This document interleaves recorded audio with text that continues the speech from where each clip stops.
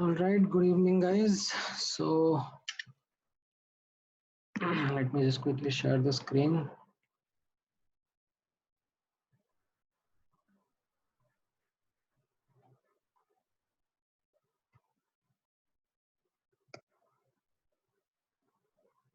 All right, so this is batch 2, right? Yes, sir. All right, ठीक है. तो आज का टारगेट वाज इलेक्ट्रोलाइटिक सेल्स. तो उसके लिए आपने लेक्चर 5 एंड लेक्चर 6 देखा होगा. And based on that, FBO and FBS के questions are what you would have in doubt. You would have doubts in. And let me just quickly open आपके doubts क्या क्या होंगे.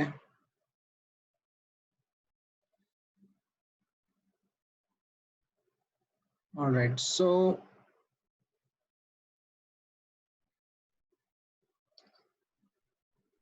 पहले एक बार कॉन्सेप्चुअल डिस्कशन कर लेते हैं. कुछ इंपॉर्टेंट पॉइंट्स हैं जो I would want to clarify with all of you, and then हम लोग एफबीओ एंड एफबीएस के डाउट्स पे डिस्कस कर सकते हैं. ठीक है. सो सबसे पहले let's start with a couple of clarifications which I wanted to put across when we talk about electrolytic cells. The first concept which comes across is that comparison between galvanic cell and electrolytic cell. ठीक है. galvanic cell में कैसा होता है? Spontaneous chemical reaction होता है which drives a potential difference or does electric work. In case of electrolytic cell, what happens is that there is an external potential difference which drives a non-spontaneous reaction. That is actually the key difference between the two. Now, based upon that, couple of practical aspects which I would want you to be aware about. सबसे पहला होता है anode and cathode का sign. ठीक है. So please यहाँ पे ध्यान से फोकस करना. When I talk about anode and cathode के साइन, तो उसमें दो यूनिवर्सल डेफिनेशन होता है. ठीक है. एनोड एंड कैथोड का, that is actually oxidation and reduction. तो वो भले ही गैल्वेनिक सेल हो या इलेक्ट्रोलाइटिक सेल हो, anode is the one where oxidation occurs, cathode is the one where reduction occurs. That is what the actual true universal definition is. Now, when I talk about the sign of anode and cathode, तो वो दोनों case में different रहता है. Galvanic cell में आप notice करोगे तो एनोड नेगेटिव होता है एंड कैथोड पॉजिटिव होता है, whereas in electrolytic cell it is opposite way around. Anode is positive, cathode is negative.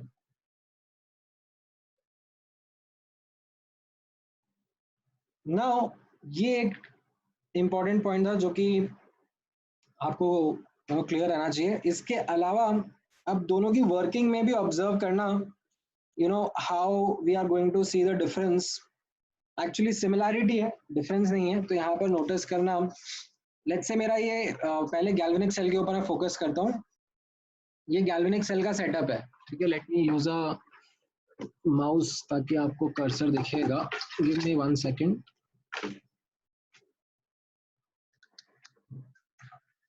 Alright. सो जैसे अब यहाँ पर आप ऑब्जर्व करोगे, गैल्वेनिक सेल में यहाँ पर लेफ्ट हैंड साइड पे एनोड है, राइट हैंड साइड पे कैथोड है. तो क्या हो जाएगा, एक स्पॉन्टेनियस केमिकल रिएक्शन से, ठीक है, एक स्पॉन्टेनियस केमिकल रिएक्शन से electrons are driven left to right.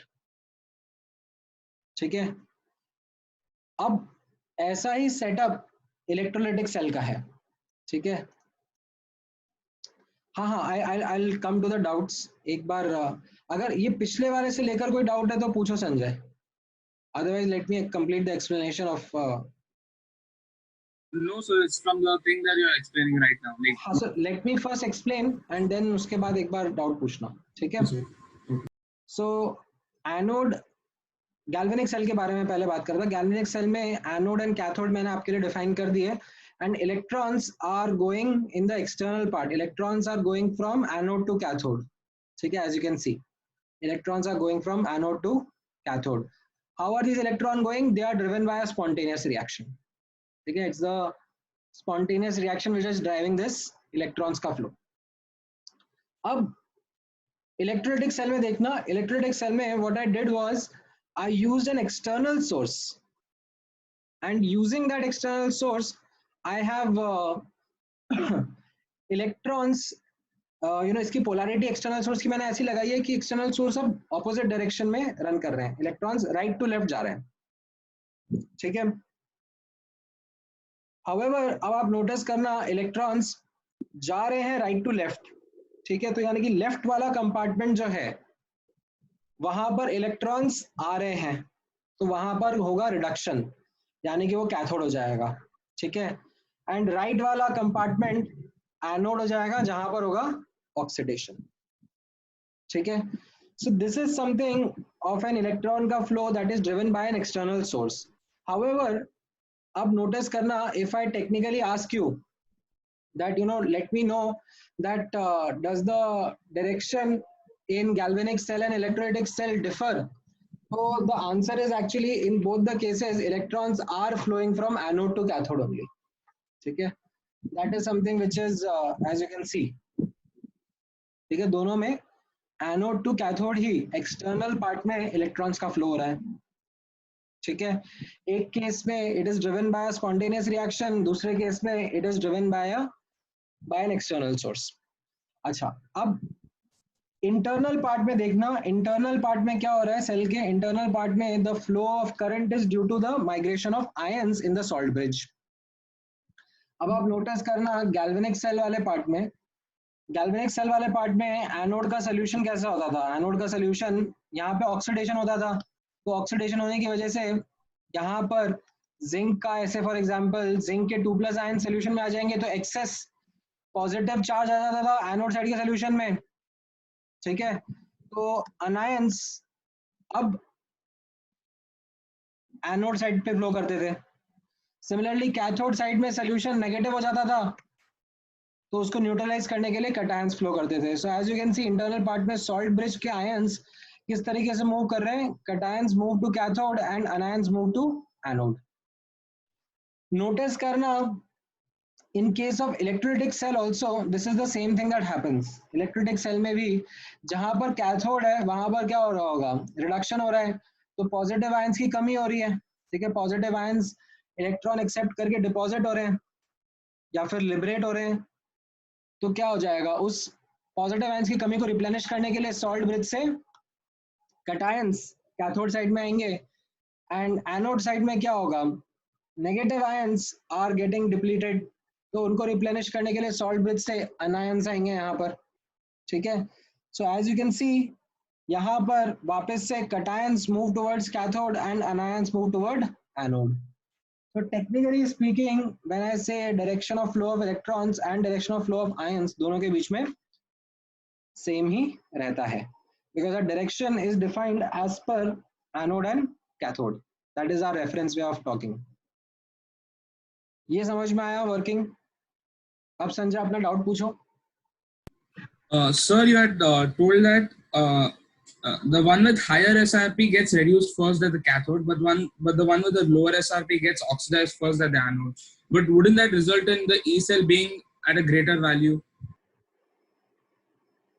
हाँ, so okay, जो ये external potential difference का source है, ठीक है, इसका E value should be actually greater than what the cell would generate by itself. ठीक है. जैसे मान लो ये सेम गैल्वेनिक सेल था, ठीक है, ये गैल्वेनिक सेल है या डैनियल सेल बोल दो, डैनियल सेल है, तो यहाँ पर क्या हो जाएगा, जिंक 2+ एंड ये कॉपर 2+, ठीक है. अगर आप इसका SRP नोटिस करोगे इस सेल का, E0 सेल अगर मैं निकालूंगा तो वो 0.34 माइनस 0.76, ये 1.1 वोल्ट आएगा, ठीक है. That will be the E0 value. अब अगर इस सेल को मुझे ये डायरेक्शन ऑफ इलेक्ट्रॉन्स को रिवर्स करना है, तो ये मेरा जो एक्सटर्नल सोर्स ऑफ करंट है, ठीक है, ई external, this has to be greater than 1.1 volt ताकि मेरे इलेक्ट्रॉन्स ऑपोजिट डायरेक्शन में जा पाए। ठीक है, अच्छा अब ये समझ में आया तुम्हें संजय? Yes sir. ओके, अब ऑब्जर्व करना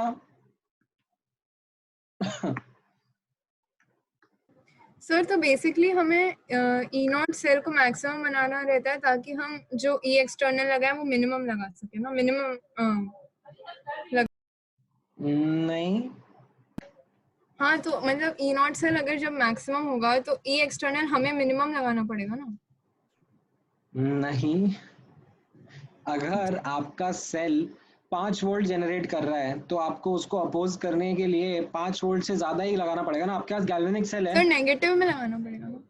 अरे नेगेटिव तो उसका पोलैरिटी, मतलब हम लोगों ने साइन इसका जो, हाँ मैं साइन के साथ बोल रही हूँ, मैं साइन के साथ। नहीं साइन के साथ नहीं, आप समझे नहीं।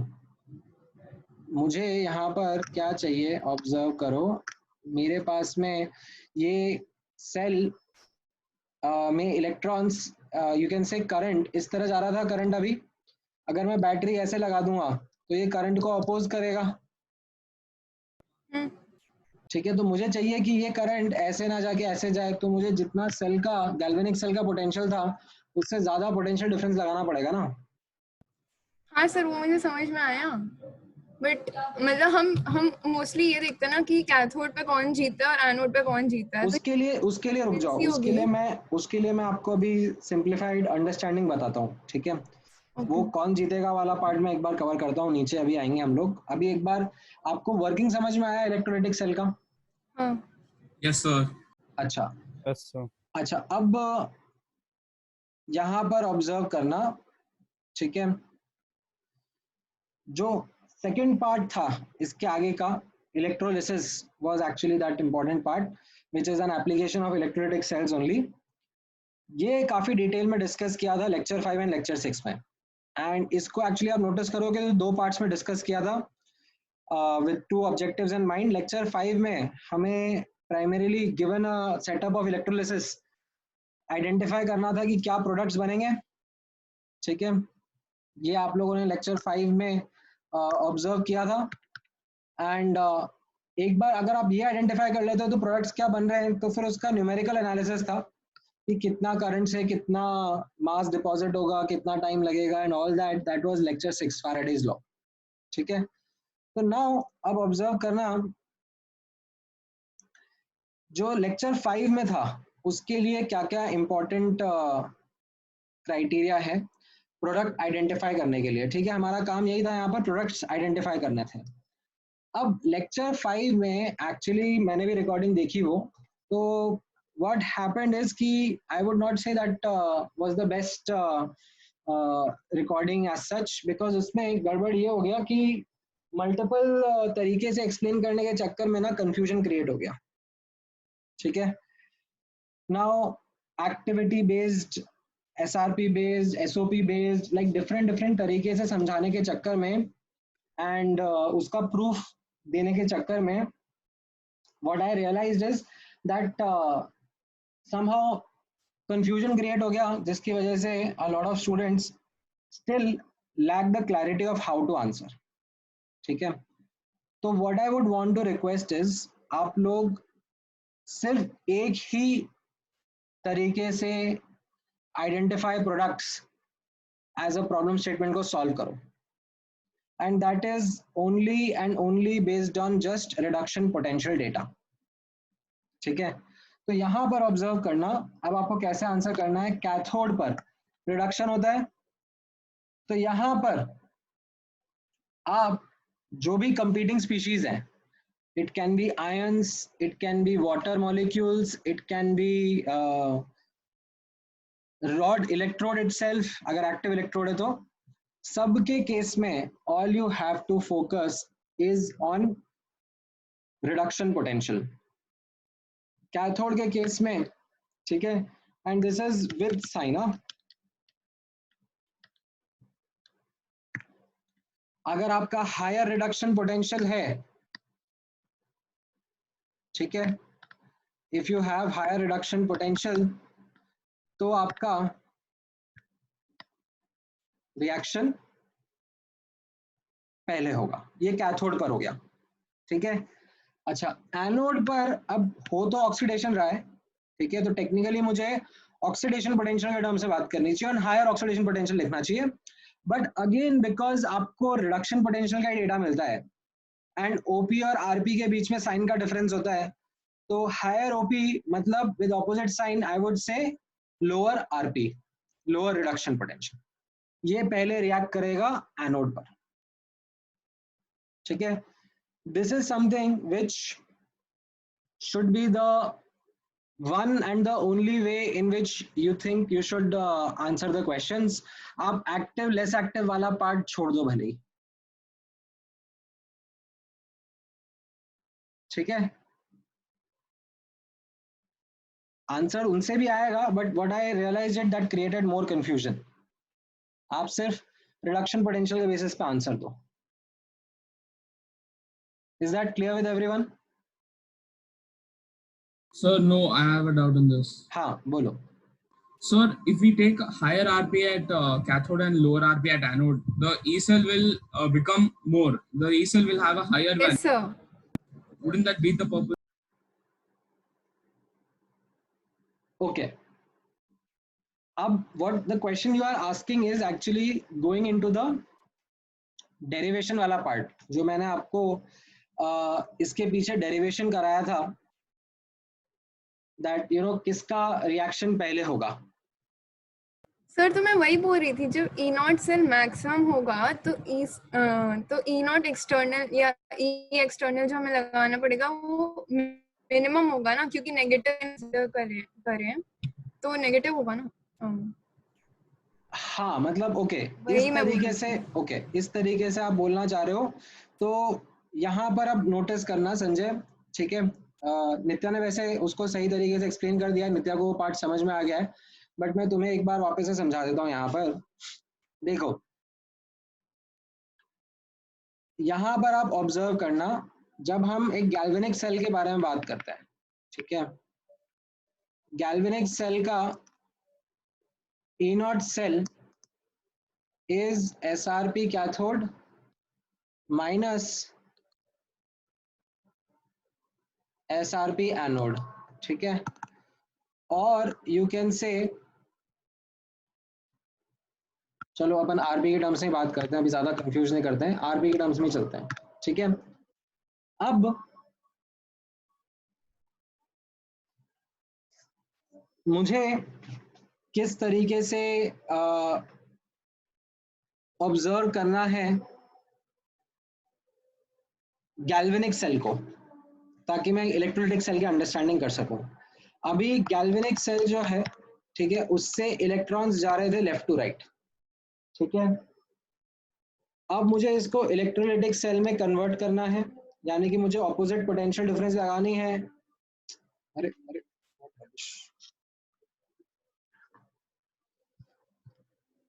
कहाँ गया? हाँ, सो मुझे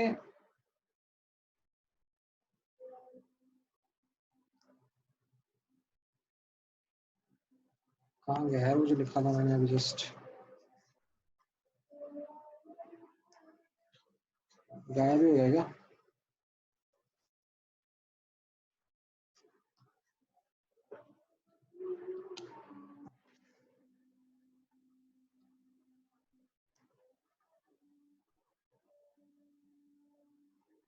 So it was more below.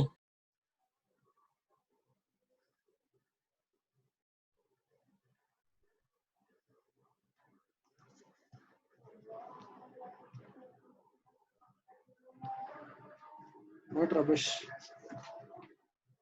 गायब ही हो गया। एनीवेज ठीक है, चलो यहाँ पे ऑब्जर्व कर लो। ओके, सो गैल्वेनिक सेल से इलेक्ट्रॉन से लेफ्ट टू राइट जा रहे हैं और मुझे इलेक्ट्रोलाइटिक सेल से इलेक्ट्रॉन्स को ऑपोजिट डायरेक्शन में रन करवाना है, ठीक है। अब यहाँ पर देखना जो ई नॉट सेल रहेगा, ठीक है, that is S R P cathode minus S R P anode, ठीक है, एंड ये मेरा पॉजिटिव वैल्यू रहेगा, ठीक है, this is always going to come as a positive value E nought cell, spontaneous है ना क्योंकि ये। अच्छा, अब नोटिस करना यहां पर I have variety of options which can act as cathode and anode, ठीक है, वेराइटी ऑफ ऑप्शंस है। अब यहां पर ऑब्जर्व करना, जब मुझे इलेक्ट्रोलाइटिक सेल की तरह रन करवाना है, so E external has to be greater than E nought cell, ठीक है, तो ई एक्सटर्नल की वैल्यू मैं 0 से बढ़ाना शुरू करूंगा, ठीक है, 0 से बढ़ाना शुरू करूंगा एंड धीरे धीरे इंक्रीज कर रहा हूं such that at some point in time the reaction starts to happen in the electrons start to flow in the opposite manner, ठीक है। अब जब मैं 0 से इंक्रीज कर रहा हूं, ठीक है, ई एक्सटर्नल की वैल्यू, तो जैसे जैसे मैं ऊपर जाता जा रहा हूं, ठीक है, I am able to overcome E nought cell of certain combinations. What are those combinations? यहाँ पे नोटिस करना, अगर S R P at cathode low होगा, ठीक है, and S R P at anode, ठीक है, S R P at cathode,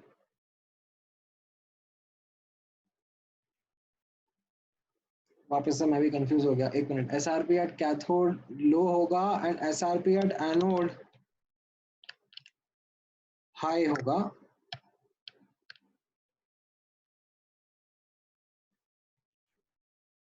नहीं इनफैक्ट हाँ,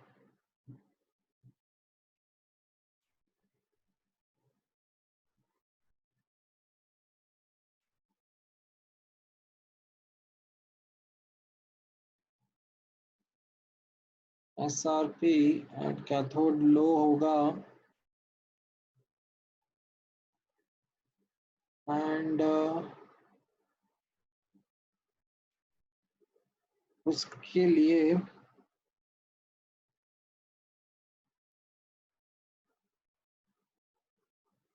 this will have the least value, okay, E naught cell least when SRP at the cathode, okay, ठीक है, समझ गया, ठीक है, यहां पर अब नोटिस करना, I just took some time to gather my thoughts as well, so अब यहां पर नोटिस करना, ई एक्सटर्नल मैं बढ़ा रहा हूं, ठीक है, ई एक्सटर्नल मैं 0 से बढ़ा रहा हूं और धीरे धीरे इंक्रीज कर रहा हूं, now this E external would be at some point in time able to overcome E naught cell, ठीक है, नाउ सबसे पहले ये कौन सा वाला E naught cell को ओवरकम कर सकता है, जिसकी लीस्ट वैल्यू होगी, एंड लीस्ट वैल्यू में क्या होगा, SRP ऑफ कैथोड जिसका लो होगा एंड SRP एट एनोड जिसका हाई होगा, ठीक है, नाउ इसको जब ये ओवरकम कर लेगा, ठीक है, when E external overcomes this, तो अब जो कैथोड एनोड थे, ठीक है, वो आपस में स्विच हो जाएंगे, ये मेरा एनोड हो जाएगा और ये मेरा कैथोड हो जाएगा, ठीक है, तो यहां पर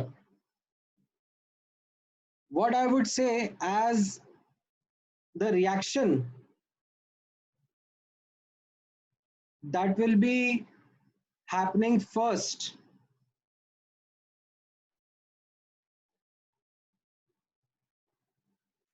इज द वन, ठीक है, जो कैथोड है वहां पर किसका रिएक्शन ज्यादा पहले होगा, जिसका SRP हाई होगा, एंड एनोड पर रिएक्शन किसका पहले होगा, जिसका SRP लो होगा।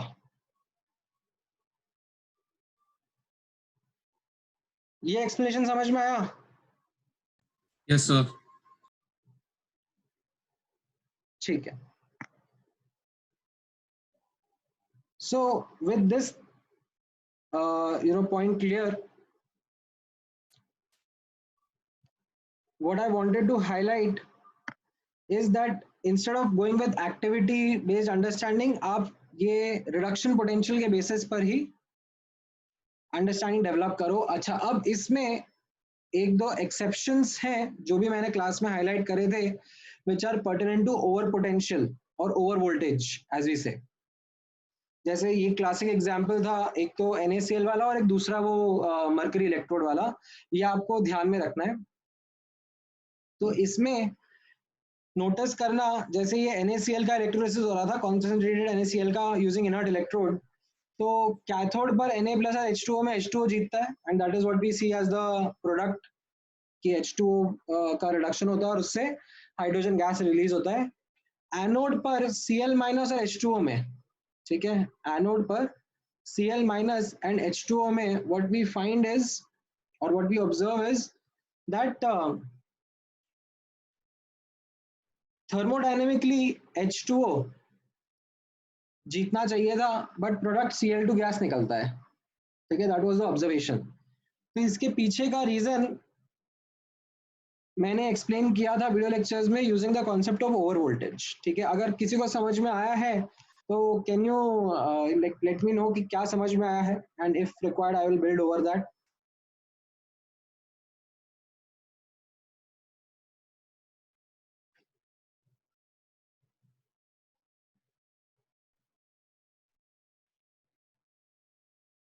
किसी को समझ नहीं आया ओवर पोटेंशियल का? सर आया सर आया। बताओ क्या समझ में आया?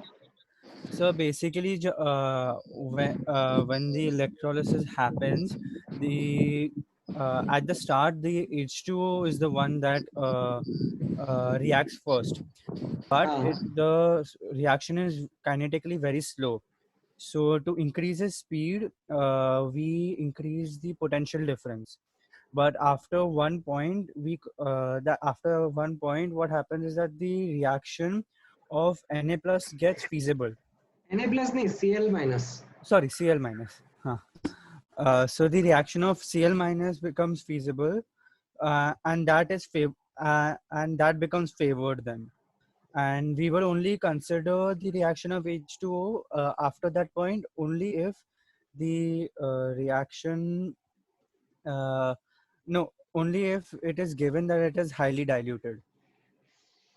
हाँ, so right, मतलब इसको थोड़ा सा शॉर्ट में मैं एक बार बता देता हूँ दैट बिकॉज ये जो ऑक्सीजन लिबरेशन वाला पार्ट है, ठीक है, एनोड पर वाटर के ऑक्सीडेशन का पार्ट है जिससे ऑक्सीजन लिबरेट होता है, इसका काइनेटिक्स स्लो होता है। तो हम लोग थोड़ा सा रिएक्शन रेगुलर स्पीड पे प्रोग्रेस करें, उसके लिए ओवर पोटेंशियल सप्लाई करते हैं, and then because we have supplied over potential, right, मैंने जैसे आपको बताया यहाँ पर हम लोग 0 से इंक्रीज करना शुरू करते हैं, ठीक है। तो यहाँ कहीं पर मैंने बढ़ाया और उसके बढ़ाने से वाटर का फीजिबल हो गया, ठीक है, वाटर का ऑक्सीडेशन फीजिबल हो गया, बट स्लो चल रहा था तो मैंने और पोटेंशियल डिफरेंस अप्लाई कर दिया और बढ़ा दिया, एंड उसकी वजह से क्लोरीन का भी अब फीजिबल हो गया, ठीक है, क्लोरीन का ऑक्सीडेशन भी, Cl माइनस का भी ऑक्सीडेशन फीजिबल हो गया। तो अब थर्मोडायनेमिकली दोनों फीजिबल है, ठीक है, but what we see as a dominant product और as a major product is the one जिसका kinetics faster है, ठीक है, क्योंकि जो इलेक्ट्रॉन्स लेने हैं, मतलब एनोड पर ऑक्सीडेशन हो रहा है, इलेक्ट्रॉन्स काइंड ऑफ दिए जाएंगे, ठीक है, तो जो इलेक्ट्रॉन्स दिए जाएंगे उसमें Cl minus is showing a greater speed, तो उसकी वजह से Cl2 gas becomes the primary product, ठीक है। ओनली व्हेन Cl माइनस का कॉन्सेंट्रेशन बहुत कम हो जाए, ठीक है, देन वी कैन से कि हाँ मतलब oxygen gas will then be coming out as a dominant product. Otherwise normal concentration या फिर स्ट्रॉन्ग कॉन्सेंट्रेशन है, हाई कॉन्सेंट्रेशन है, तो उस केस में Cl माइनस जीतेगा। So this is something of an this is something of a exception, you can say, which we will need to remember as an important concept called concept of over potential। ठीक है, over potential का concept का ऐसा नहीं है कि सिर्फ ये एकमात्र एग्जाम्पल है, और भी बहुत सारे एग्जाम्पल है। इनफैक्ट ओवर वोल्टेज का कॉन्सेप्ट अपने आप में एक बड़ा रिसर्च टॉपिक होता है। ठीक है, ओवर वोल्टेज भी डिफरेंट टाइप के रहते हैं। टिपिकली जैसे गैस के लिबरेशन के साथ एसोसिएटेड ओवर वोल्टेज को बोला जाता है बबल ओवर वोल्टेज या बबल ओवर पोटेंशियल। ठीक है, और भी टाइप के ओवर पोटेंशियल होते हैं, but you don't need to get into the details of it. वो हमारे सिलेबस का कुछ खास ऐसा फोकस नहीं है उसके ऊपर, we don't really get into those details. But इतना पता होना चाहिए कि हाँ, there is another factor which plays a role in deciding the product, which is this over potential aspect। ठीक है, तो ये आपका लेक्चर 5 में था। मैंने और भी बहुत सारे एग्जांपल डिस्कस करे थे इलेक्ट्रोलिटिक रिफाइनिंग के, इलेक्ट्रोप्लेटिंग के या इलेक्ट्रो कोटिंग जो बोलते हैं, एंड वो एग्जांपल्स आपको एकदम क्लियरली समझ में आने चाहिए that who is going to win at anode and cathode. ठीक है, एक बार आपको ये समझ में आ जाता है क्वेश्चंस में कि प्रोडक्ट्स क्या है, then lecture 6 is something which becomes easy to understand. Faraday's law apply करने हैं, एंड इसमें मोस्ट ऑफ द क्वेश्चंस में आपको एक सिंपल अप्रोच अप्लाई करनी होती है।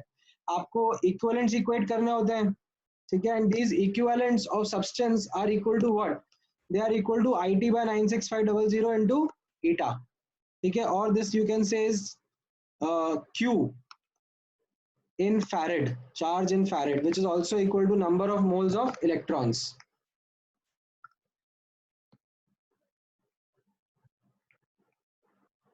ठीक है, और you can say that this is equal to Q in coulomb upon 96500। तो आप डिफरेंट स्पीशीज के इक्विवेलेंट्स इक्वेट कर सकते हो, या फिर अगर आपको मोल्स ऑफ इलेक्ट्रॉन या चार्ज का डेटा दिया हुआ है तो आप उससे भी इसको इक्वेट कर सकते हो। ठीक है, ये आप देखोगे अभी क्वेश्चंस में आपने जो पूछे हैं, मैं उसमें इसको काफी एक्सटेंसिवली यूज करूंगा। Now in fact this is something which many of the students actually do, कि ये वाला पार्ट अच्छे से रट्टा मार लेते हैं। ठीक है, मेंस वगैरह के काफी सारे क्वेश्चंस आपके ये राइट हैंड साइड पे जो लिखा है उससे ही हो जाएंगे, फैराडेज लॉज से। ठीक है, आपको इतना डेप्थ में जाके कि एनोड पर क्या होगा, कैथोड पे क्या होगा, कौन जीतेगा कौन हारेगा, आपको इतनी जरूरत नहीं पड़ेगी। बट एडवांस में ये कॉन्सेप्ट समझना बहुत जरूरी है एडवांस के क्वेश्चंस के लिए।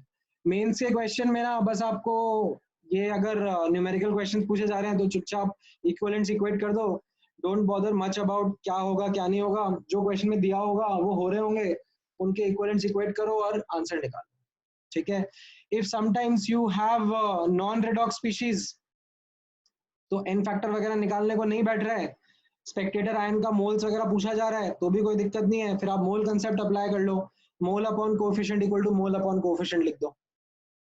ठीक है, this is something which will be the basic understanding of numerical part of electrolytic cells और electrolysis applying Faraday's laws. It is nothing but mole concept and equivalence concept. ठीक है, इसमें कुछ डाउट है आपको? सर बुकलेट में questions हैं जिनमें आरपी वैल्यूज नहीं गिवन है, और वो इसकी पूछते हैं values? कि आरपी वैल्यूज नहीं गिवन है, एसआरपी वैल्यूज, बट वो और फिर वो पूछते हैं कि एनोड पे क्या होगा, कैथोड पे क्या होगा। तो फिर हम उसके लिए वो जो आपने सब्जेक्टिव लिस्ट मतलब एक बताया था, वही यूज करना है। हाँ, रिलेटिव आइडिया होना चाहिए आपको ऑर्डर का। वो अब इम्पोर्टेंट हो जाता है आपके लिए कि कॉपर और सिल्वर में कॉपर नीचे है, सिल्वर ऊपर है। ठीक है, तो सर वो H2O जैसे कुछ अलग इक्वेशंस हैं जो आप रेकमेंड करोगे उस टेबल से याद करने के लिए? मतलब जैसे H2O का अभी तक हमने नहीं किया था ना गैल्वेनिक सेल में, बट इलेक्ट्रोलिटिक सेल में आया वो। हाँ, तो वैल्यू, वो तो मैंने आपको वैल्यू याद रखने के लिए बोला था कि वैल्यू इन दोनों का याद रखो। बाकी रिलेटिव ऑर्डर, ठीक है, रिलेटिव ऑर्डर बाकी एलिमेंट्स का ध्यान रखो, उसमें वैल्यू की जरूरत नहीं है। Okay.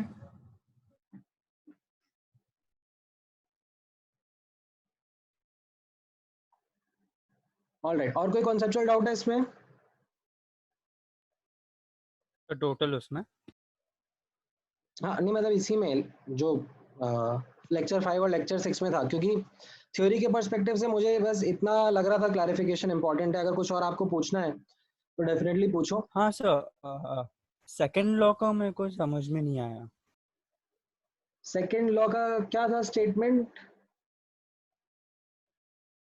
The same charge is passed, then the equivalence of substance reacting are the same. हाँ तो वही हो गया ना। अरे जब एक इलेक्ट्रोलाइटिक सेल है तो उसमें एनोड कैथोड पर सेम ही चार्ज जा रहा है, ठीक है? तो यहाँ पर जो स्पीशीज प्रोड्यूस हो रही है और यहाँ पर जो स्पीशीज प्रोड्यूस हो रही है, दोनों के इक्विवेलेंट्स इक्वेट कर दो। So it's basically saying that we can equate the equivalence of the cathode and anode. हाँ मतलब Oh, यहाँ देखो, इक्विवेलेंट का डेफिनेशन क्या होता था? What was the definition of equivalents? so the अच्छा ठीक है, मुझे एन फैक्टर का डेफिनेशन बताओ। definition was the number of moles of electrons that were consumed. I think so. No, utilized. हाँ बोलो। So it was the number of moles of electrons बस that were you. Yeah. that were given or taken, that is what equivalent means। मतलब n factor होता था number of moles of electron given or taken per mole of substance, ठीक है? अब अगर मैं इस n फैक्टर को मोल से मल्टीप्लाई कर दूं, ठीक है, ये पर मोल को मैं हटा दूं, मोल से मल्टीप्लाई कर दूं, तो ये क्या हो जाएगा? Number of moles of electrons given और taken, that is what was equivalents, है ना? Yes, sir. तो अब एनोड और कैथोड पर same moles of electrons he travel कर रहे हैं, तो जितना Oh, okay. इक्विवेलेंट यहाँ पर सब्सटेंस का रिएक्ट हो रहा है एनोड पर, उतना ही कैथोड पर होगा। And both of them are just equal to the moles of electrons, Okay, sir. ठीक है? Got it. और उस Thank you. Moles of electron का फॉर्मूला है IT/96500, Yes, sir. ठीक है? ऑलराइट, सो एफबीओ के डाउट्स कर ले अब, या कुछ और पूछना है आपको पूछ सकते हो, कोई दिक्कत नहीं है।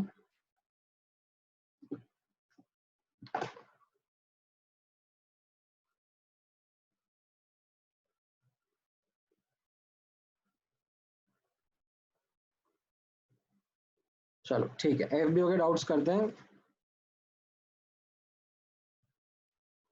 ऑलराइट, सो एफबीओ में, हाँ बोलो। कंपटीशन वाला पार्ट, कंपटीशन वाला पार्ट तो बहुत ही जनरल बोल दिया तुमने यार। उसमें मैंने आपको यही तो बताया, जो भी कंपटीशन है उसमें कौन जीतेगा उसका देखने का तरीका यही है। कैथोड पर अगर कंपटीशन हो रहा है तो जिसका हायर रिडक्शन पोटेंशियल है उसको जिता दो, और एनोड पर कंपटीशन हो रहा है तो जिसका लोअर रिडक्शन पोटेंशियल है उसको जिता दो।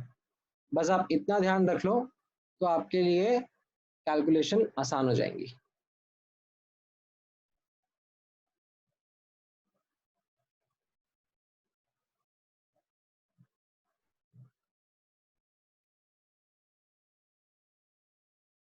ठीक है,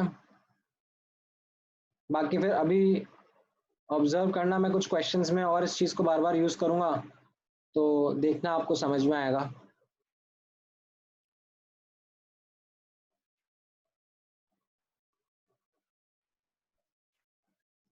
ठीक है, सो शुरू करते हैं एफबीओ का डिस्कशन। नाउ एफबीओ में आप लोगों ने पूछा है पहले क्वेश्चन नंबर 68, ठीक है? तो 68 देख लेते हैं, 68 कौन सा क्वेश्चन था एफबीओ में।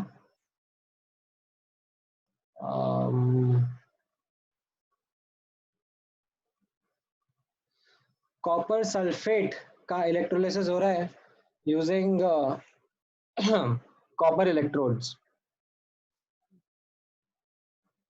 Copper sulphate using copper electrode हो गया ना, ठीक है, तो एनोड पर क्या क्या कंपटीशन रहेगा, ठीक है। तो मैं थोड़ा सा नीचे आ जाता हूँ, ये कुछ क्वेश्चंस मैंने ऑलरेडी कर दिए थे। 68th क्वेश्चन ऑब्जर्व करना।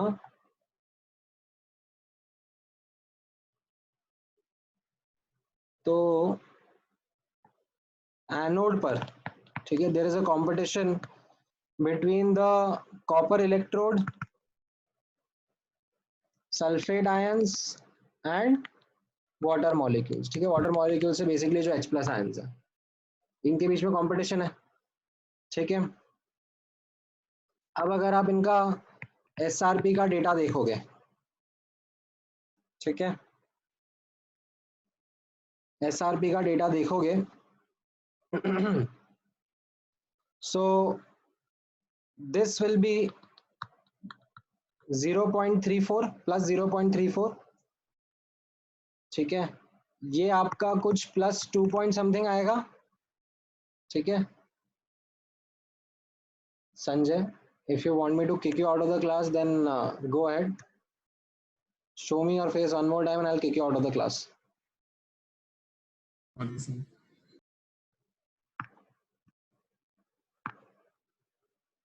सो SO4 का कुछ 2 पॉइंट समथिंग होता था, अभी मुझे वैल्यू याद नहीं आ रहा है।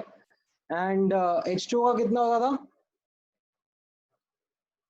ऑक्सीडेशन वाला, 1.23, राइट, ये रहता था। ये आई थिंक 2.05 होता था शायद, मुझे ऐसा याद नहीं आ रहा, रफली इतना कुछ होता था। तो ये डेटा के बेसिस पर अब इनमें से कौन सा जीतेगा, मैंने स्टेटमेंट आपको थोड़ी देर पहले बताया। अभी एनोड पर लोअर SRP विंस, तो it is copper that is going to get oxidised, ठीक है, क्योंकि यहाँ पर एक्टिव इलेक्ट्रोड था, ठीक है, ये एक्टिव इलेक्ट्रोड है, इसलिए कॉपर को भी लिया गया है। ओके, देन 69th पूछा था किसी ने, 69th में बताता हूँ। 69th एक्चुअली क्या था, हाँ ये वो अमलगम वाला ही था। तो इसमें actually B and C options ना दोनों की फैक्टर्स हैं, both B and C are key factors, however it's a single choice, तो उस केस में B becomes the primary factor, क्योंकि ओवर वोल्टेज के बारे में बात करता है B, ठीक है। जो सेकंड फैक्टर है अमलगम का फॉर्मेशन का, that is something to do with the kinetics, कि Na is getting dissolved in Hg, it helps with the kinetics, but पहले तो फिजिबिलिटी आएगा ना, फिर उसके बाद स्लो फास्ट के बारे में बात करेंगे। तो फिजिबिलिटी ओवर वोल्टेज की वजह से आती है, that you have to supply more voltage which makes the reduction of Na also feasible, ठीक है। देन नेक्स्ट आपने पूछा है 71, ठीक है। 71 देखते हैं एक बार, 71 में क्या क्या है। 71 में charge required to liberate 11.5 grams of sodium, ठीक है। सो इक्विवेलेंट ऑफ सोडियम, ठीक है, विल बी इक्वल टू, जैसे मैंने आपको बताया, चार्ज इन फैरेड, राइट। अब Na कैसा आ रहा है, Na प्लस से डिपॉजिट होके आ रहा है, राइट, तो ये +1 से 0 जा रहा है, तो इसका एन फैक्टर कितना होगा 1। तो हम लोग इसके लिए अब मोल्स इनटू एन फैक्टर लिखेंगे, तो एन फैक्टर 1 हो गया, और मोल्स कितने हो गए 11.5/23, so that is your charge in farad, which comes out to be 0.5 farad, ठीक है। then 73 and 74, 73 में the amount of iron discharged during electrolysis is not directly proportional to, ये वापस से मैंने आपको बोला equivalent is equal to charge in farad, right, or you can say charge in coulomb upon 96500, or IT/96500, right. तो ये time के, current के एंड केमिकल इक्विवेलेंस के भी प्रोपोर्शनल आ रहा है, right. W is equal to ZIT से भी आप देखते हो तो ये केमिकल या इलेक्ट्रोकेमिकल इक्विवेलेंस बोलते हैं इसको, ठीक है। ये इक्विवेलेंस जो होता है वो क्या होता है, mass upon equivalent wait is equal to this IT/96500. So mass is also coming proportional to your equivalent weight, ठीक है। बस रेजिस्टेंस नहीं होगा,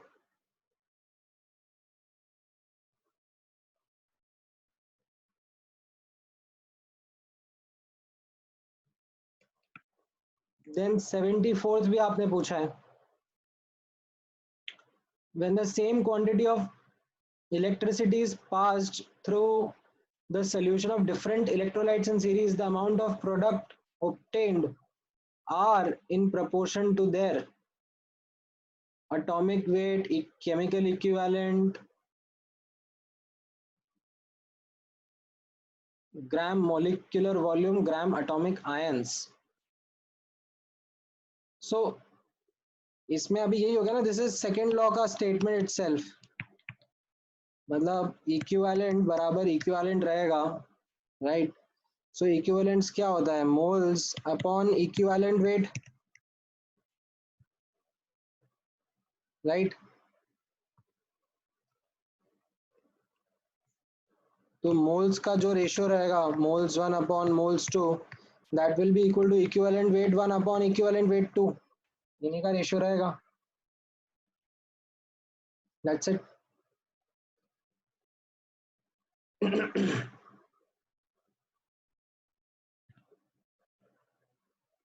ठीक है।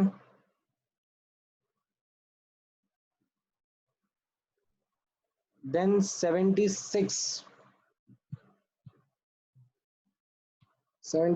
मैंने किया हुआ है यहाँ पर, स्ट्रेट फॉरवर्ड है, 1 ग्राम इक्विवेलेंट, ठीक है। मे बी शायद आपको वो चीज रीड करना नहीं आया, but 1 gram equivalent is equal to 1 equivalent, ठीक है। जैसे वो 1 ग्राम एटम या 1 ग्राम मॉलिक्यूल होता था, which represented 1 mole of atom and 1 mole of molecule respectively, उसी तरीके से इसको रीड करना है।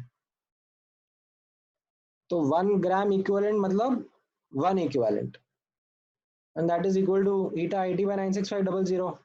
अभी eta के बारे में कुछ बोला नहीं है, तो आप eta IT/96500 कर दो, या फिर इसको आप बोल सकते हो चार्ज इन फैरेड और चार्ज इन कूलम अपॉन 96500।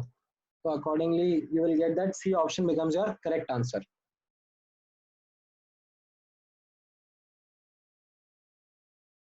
ठीक है। देन 77 में, 77 नहीं सॉरी, आप लोगों ने 78 पूछा है। सो 78 में 1 farad electricity will liberate 1 gram atom of metal। Again 1 gram atom को कैसे रीड करना है, 1 mole of atom, ठीक है। 1 gram atom is 1 mole of atom। तो अब 1 mole of atom के लिए आपको कितना इक्विवेलेंट लगेगा, अच्छा 1 farad इलेक्ट्रिसिटी, ये भी आपको बोला जा रहा है दैट ये 1 farad इलेक्ट्रिसिटी है, चार्ज इन फैरेड, ठीक है। तो ये 1 farad बोला जा रहा है, तो इक्विवेलेंट 1 आ गए और मोल्स भी 1 दिए हैं, तो n फैक्टर 1 आ जाएगा। अब n फैक्टर 1 कौन से ऑप्शन का है वो आप देखो, it is just D option NaCl, ठीक है। ऑल्दो टेक्निकली क्वेश्चन गलत है, क्योंकि NaCl के सोल्यूशन का इलेक्ट्रोलिसिस करने पर Na डिपॉजिट नहीं होगा, ठीक है, but that is what many times Mains के क्वेश्चंस आर लाइक, ठीक है, मेंस के क्वेश्चन में ऐसा ही होता है that it is not something they go into deep dive of कि क्या फाइनल प्रोडक्ट रहेगा, उसमें बस फटाफट फटाफट फैराडेज लॉ अप्लाई करने होते हैं और आंसर निकालना होता है, ठीक है।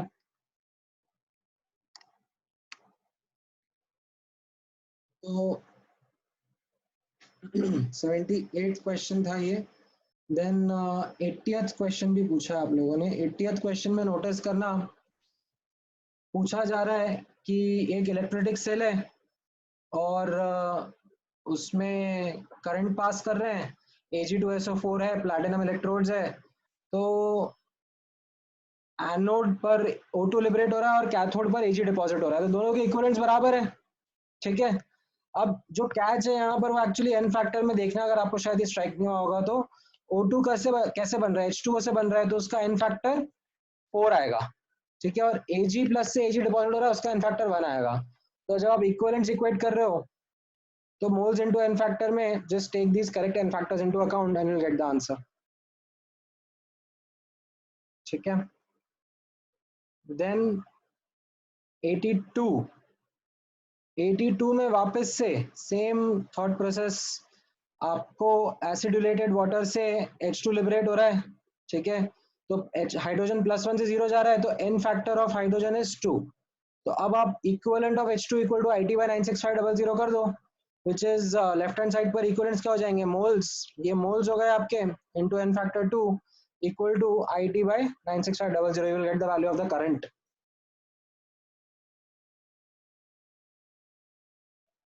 देन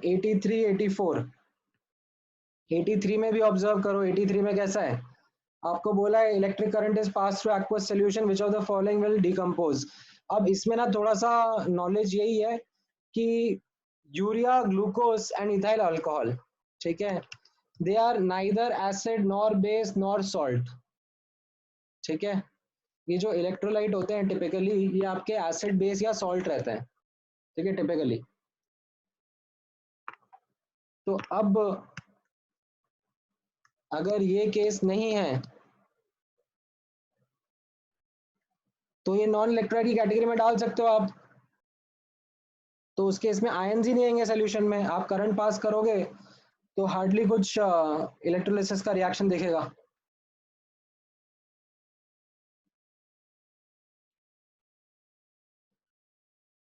देन 84 भी पूछा है क्या आपने? हाँ 84 भी पूछा है। 84 में how many coulombs of electricity, तो ये तो मतलब charge is equal to I into T होता है ना, मतलब इसमें क्या बताऊं मैं, ये तो बहुत ही बेसिक है। देन 86 के बाद, अच्छा सॉरी 86 भी पूछा है। 86 में which of the following is not correct, तो डेफिनेटली फैराडेज लॉ, ये तो मोल कंसेप्ट और इक्विवेलेंस कॉन्सेप्ट है ना, तो उसमें कोई ऐसा टेम्परेचर का कंडीशन थोड़ी ना है कि 298 केल्विन पर ही एप्लीकेबल होगा, ये तो सब टेम्परेचर पे चलेगा।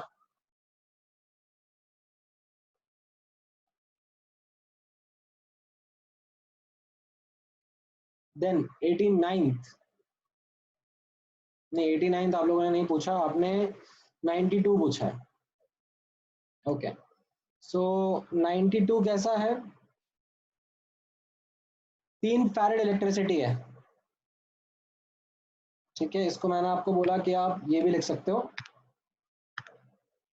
you can write this as Q in farad also, तो यहाँ पर बेसिकली ये 3 फैरेड इलेक्ट्रिसिटी है and this should be equal to the equivalents of copper deposited, अब कॉपर का आयरन डिपॉजिटेड, आयरन का इन फैक्टर 2 होगा, Fe2 प्लस Fe में जा रहा है, तो moles into N factor is equal to 3 कर दो, आंसर आ जाएगा।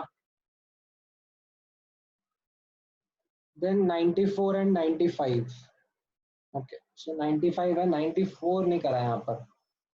94 में कैसा रहेगा, 94 में करके दिखा देता हूँ। 94 में भी वापस क्या करना है, इक्विवेलेंट इक्वेट करना है, ठीक है। ऐसा लग रहा है आप लोगों ने बहुत स्ट्रगल करा है, सब इजी क्वेश्चंस है, शायद एक बार आपके लिए करके दिखाने जरूरी थे। ठीक है, 94th ऑब्जर्व करना, equivalent of Ag will be equal to equivalent of copper। ठीक है, अब यहां पर बोला है क्यूप्रिक सॉल्ट है। ठीक है, क्यूप्रिक सॉल्ट मतलब Cu2+ से आ रहा है। ठीक है, तो Cu2+ से Cu में जा रहा है, तो इसका मतलब n फैक्टर 2 लेना है। यहाँ पर Ag+ से Ag में डिपॉजिट हो रहा होगा, तो n फैक्टर 1 लेना है। ठीक है, बस इसकी तरफ से आप आंसर कर दो। अब यहाँ पर m डिवाइड बाय 108 इंटू 1। ठीक है, इनफैक्ट मास दिया हुआ है यहाँ पर 1.08 ग्राम्स सिल्वर डिपॉजिट हुआ है, तो m/63.5 इंटू 2 करके आपका आंसर आ जाएगा। ठीक है,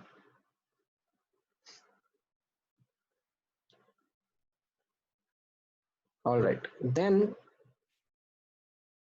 95th क्वेश्चन भी पूछा है आपने।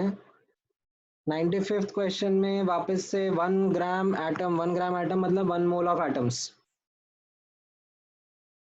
ठीक है, तो अब Al3+ से 3 इलेक्ट्रॉन एक्सेप्ट करके Al बन रहा है, 1 मोल से 3 मोल इलेक्ट्रॉन एक्सेप्ट हो रहे हैं, तो 3 मोल मतलब 3 Na इलेक्ट्रॉन्स, राइट। 3 मोल मतलब 3 Na electrons, straightforward. Then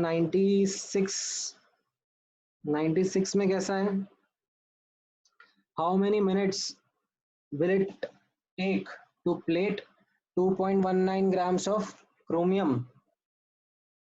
तो अब क्रोमियम Cr3+ से आ रहा है, तो इसका n फैक्टर 3 रहेगा।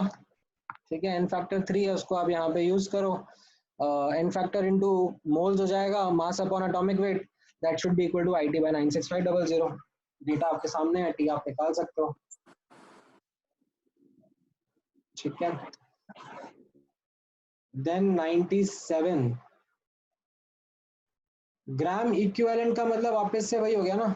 97 में ग्राम इक्विवेलेंट का मतलब हो गया G equivalent as a number of equivalent only. तो बस 4 इक्विवेलेंट है, तो that is equal to the charge in farad.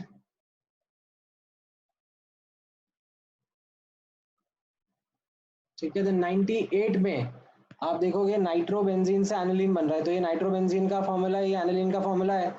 Oxidation states देखोगे आप नाइट्रोजन की, तो +3 -3 है, तो चेंज कितने का आ रहा है, 6 का, तो that is your n factor. तो बस आप इसको equivalent is equal to IT by 96500 करो, this is n factor into moles, moles will be mass upon molecular weight is equal to eta into charge in coulomb upon 96500,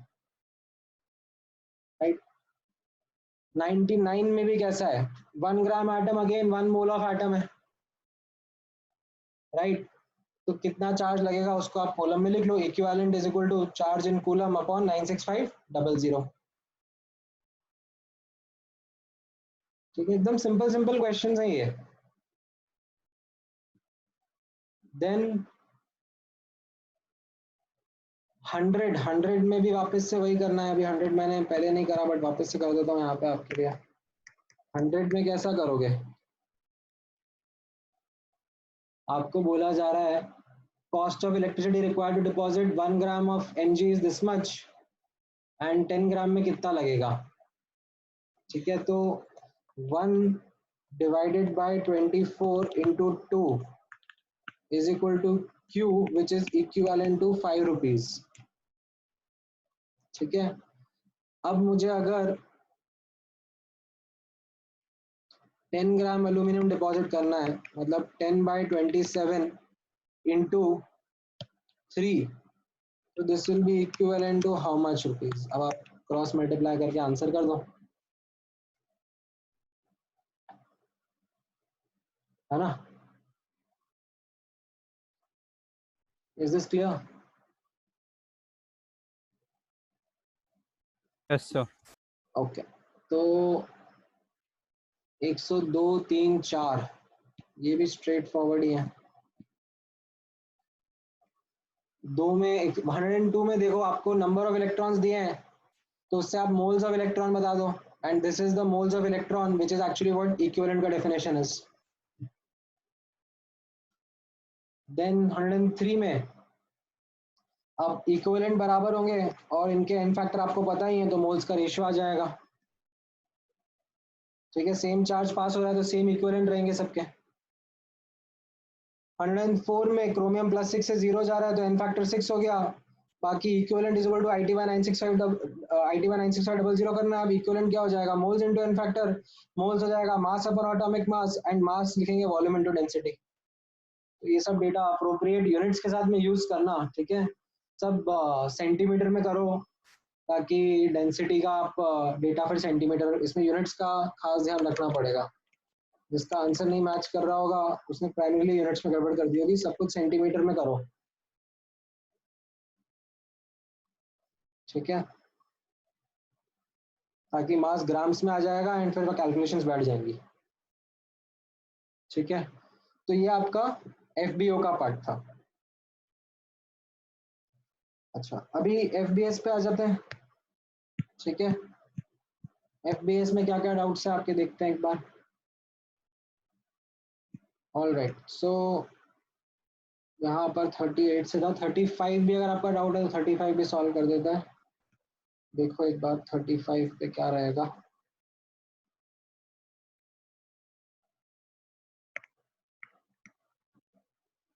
thirty five कौन सा question है, AgNO3। वापस से भाई क्या कर रहे हो, देखो ना,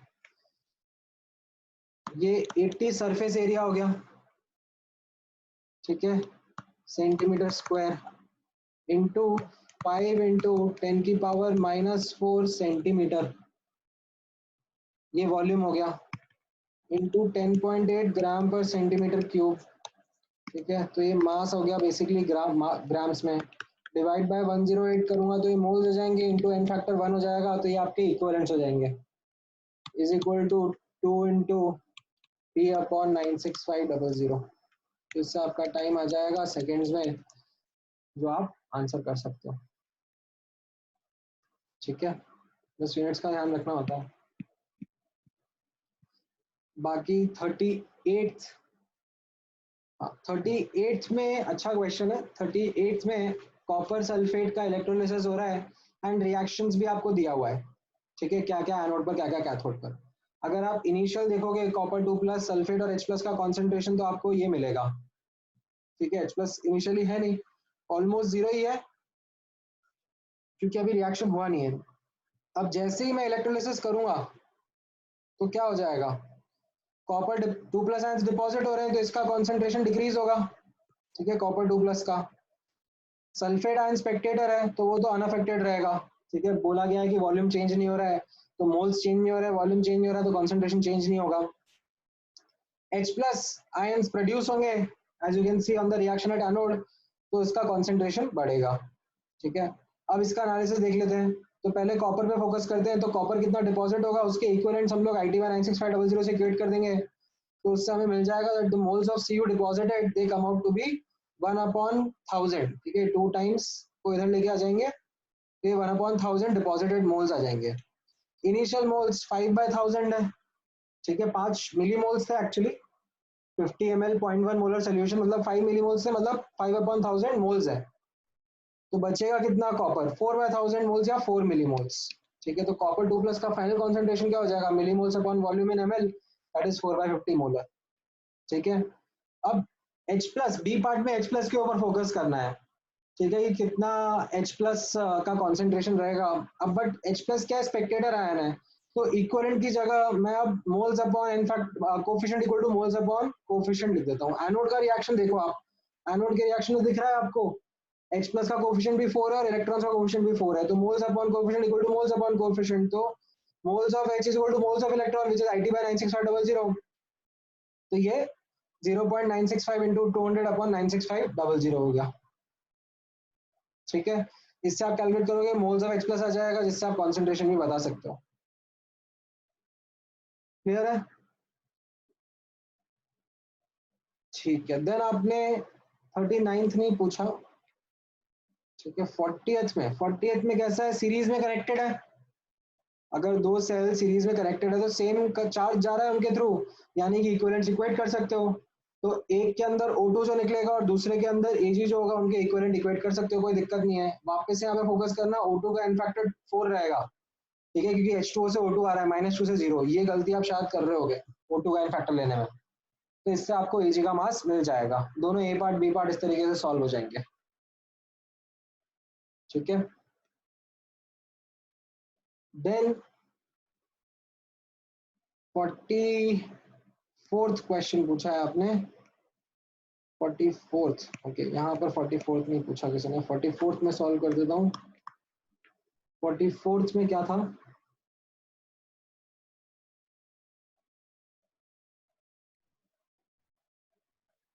हाँ अच्छा क्वेश्चन है ये भी, this is also good question. तो इसमें कैसा हो जाएगा, अब आपको ये चीज ऑब्जर्व करनी है कि दोनों के केस में, ठीक है, अभी SRP दिए हुए हैं और कौन सा आयन डिपॉजिट होगा, ठीक है।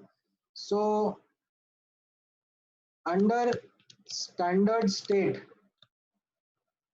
कंडीशन, तो मैं क्या बोलूंगा, lower SRP gets deposited first, ठीक है। ये अंडर स्टैंडर्ड स्टेट कंडीशंस हो गया। अंडर नॉन स्टैंडर्ड स्टेट क्या स्टेटमेंट हो जाएगा, lower RP gets deposited first, ठीक है। तो यहां पर अब आप नोटिस करना, for bismuth to be deposited, E of Cu2 plus Cu should become equal to E naught of Bi3 plus Bi, ठीक है। This is the condition for Bi3 plus to start depositing,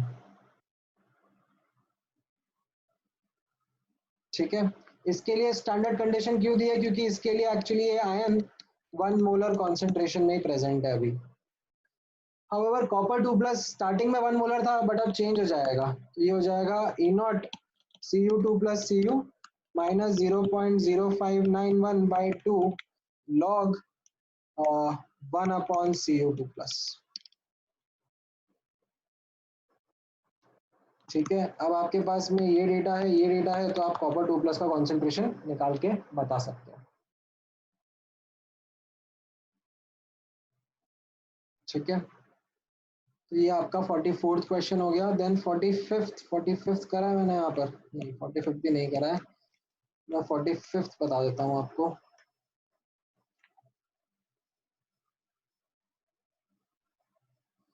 आप लोगों को भी stream हो रहा है क्या स्मूथली, या अटक अटक क्या आ रहा है? सर अटैक करा है, अटक रहा है सर, अटक अटक क्या आ रहा है? थोड़ा अटक रहा है, थोड़ा अटक रहा है ना, मतलब पता नहीं, मुझे भी नोटिफिकेशन आ रहा है बीच बीच में, internet connection is not stable और समथिंग, पता नहीं क्यों। या तो आज एक्चुअली मैंने मेरे बैठने की जगह चेंज करी है, यहाँ पर वाईफाई का स्ट्रेंथ भी थोड़ा कमी है।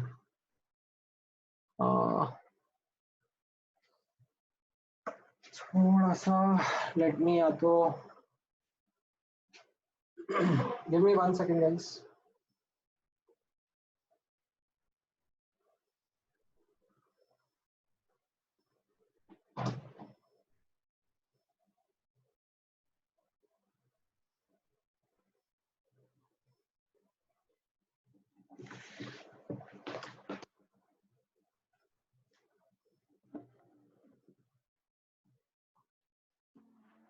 ठीक है, आई थिंक थोड़ा तो अभी इम्प्रूव होगा।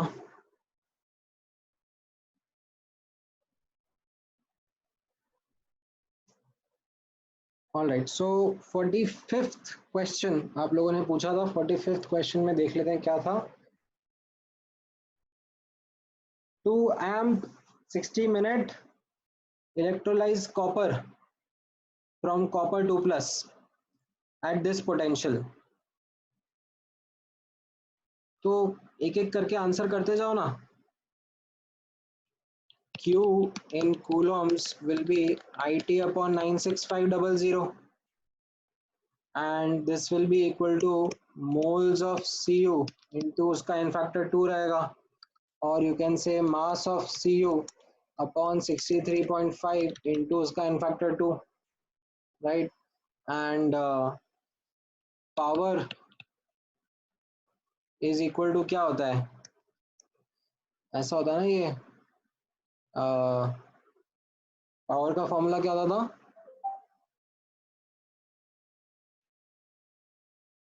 Charge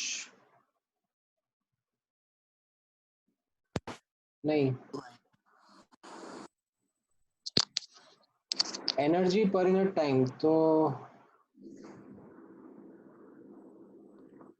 sir V Sir, into I. power into VI. I, Yeah, VI. VI बोलते थे ना, V. अब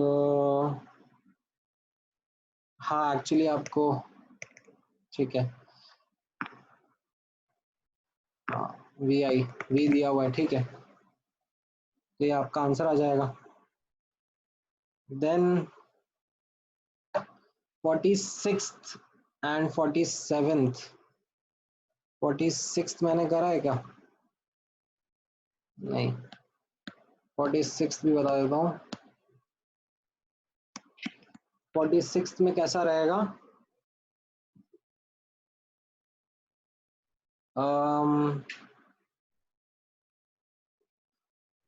वापस से वही तो रहेगा, मतलब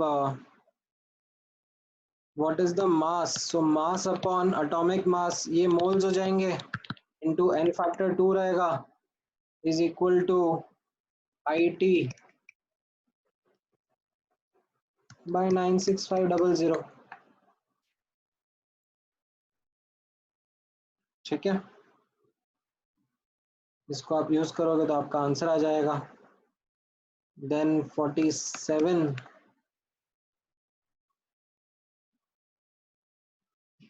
a battery was used to supply a constant current of what was believed to be exactly 0.45 ampere as read on the meter in the external circuit. The cell was based on electrolysis of copper sulfate solution. During 30 minutes that the current was flowing, a total of 0.3 grams of copper was deposited at the cathode. So 0.3 divided by 63.5 into 2 should be equal to I into 30 into 60 upon 96500.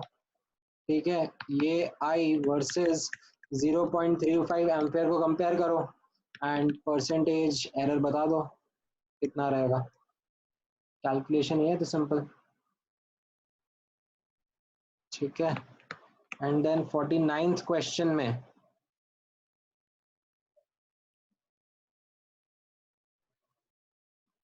है ना, यहाँ पर actually 49th question में कैसा है कि Ni electrodes use हो रही हैं. ठीक है, दैट इज द कैच. तो एनोड पर Ni versus H2O versus NO3 minus में, इन तीनों में एक्चुअली Ni जीत जाएगा.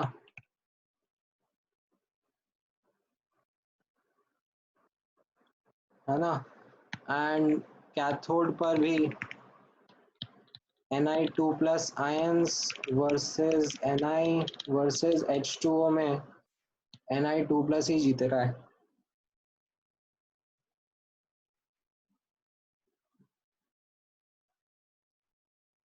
ठीक है, तो यहाँ पर एक्चुअली आई थिंक ये ट्रिक क्वेश्चन वाला ही है.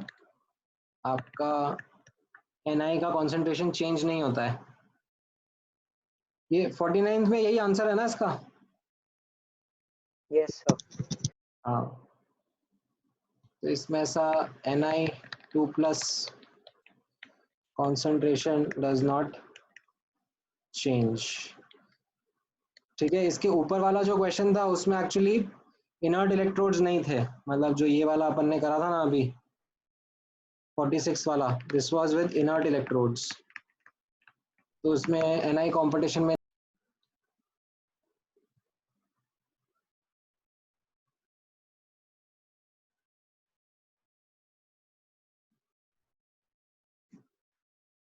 ऑलराइट। सो ये क्लियर है?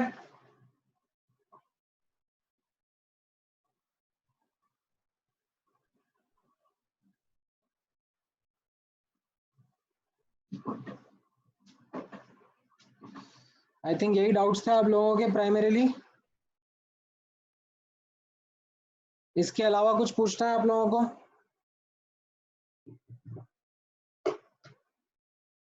So could you please solve the 41st of FBS? 41 41 मैंने स्किप कर दिया क्या? Yes, sir. Oh my bad. 41 में अभी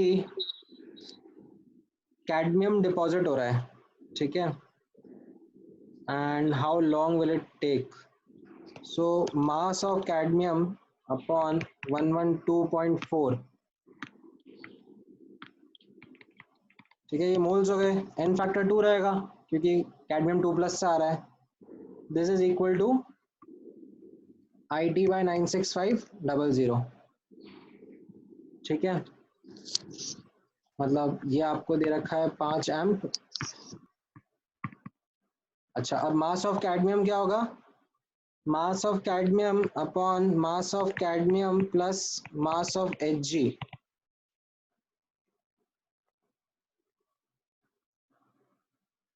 विच इज 2 ग्राम्स। ये 12% दिया हुआ है, तो यहाँ से मास ऑफ कैडमियम निकाल लो कितना रहेगा, उसको फिर यहाँ पर सब्स्टिट्यूट करो तो उससे टाइम आ जाएगा, है ना?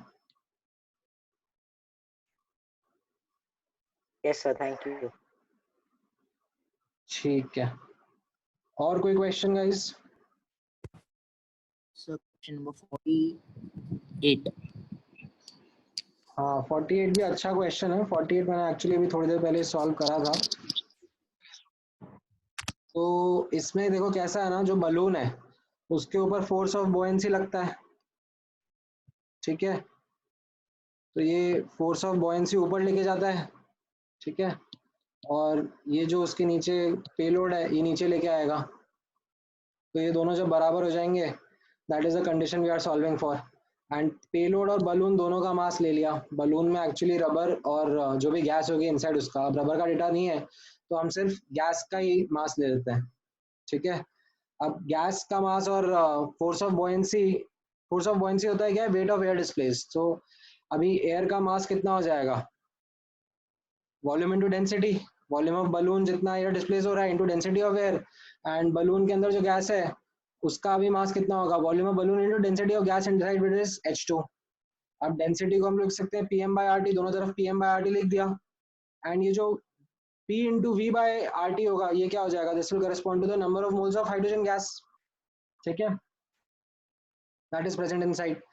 तो number of moles of hydrogen, और ये मैं इसको लेफ्ट हैंड साइड लेके आ गया, तो ये molecular weight of air minus molecular weight of H2 हो गया, which is equal to the payload. अब पेलोड का वैल्यू ग्राम्स में लिख लिया, 1500 ग्राम, मॉलिक्यूलर वेट दिया हुआ है, एंड मोल्स के लिए हम लोगों ने मेहनत कर ली, using moles into N factor, equivalence is IT by 96500, तो मोल्स क्या हो जाएगा? 1/9 फैक्टर इंटू IT by 96500। ये सारा डेटा दिया हुआ है, इससे मेरा टाइम आ जाएगा,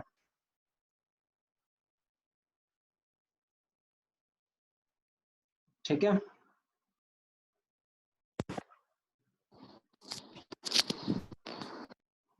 समझ में आया? थोड़ा फास्ट हो गया?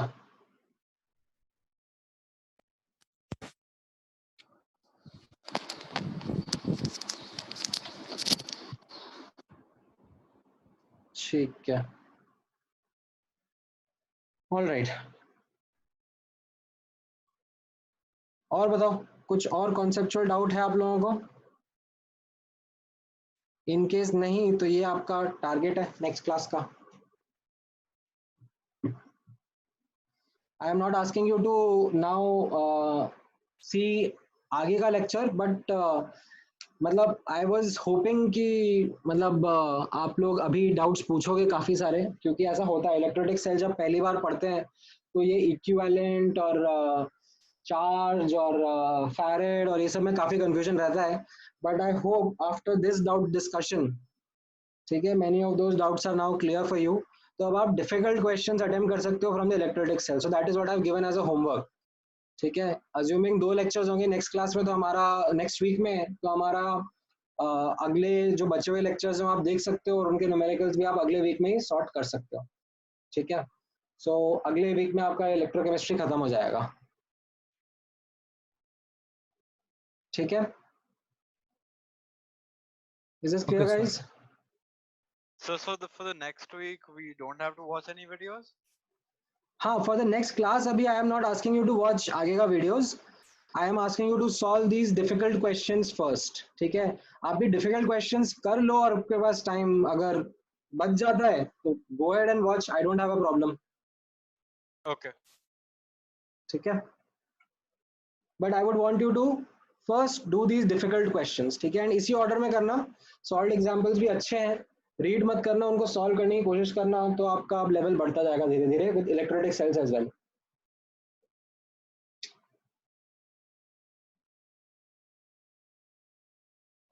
ऑल राइट, सो क्लोज करें फिर क्लास आज का. Fine, sir. Thank you, sir. All right, Thank you, sir. Thank you, sir. Thank you, sir. Thank you, sir. Thank you guys.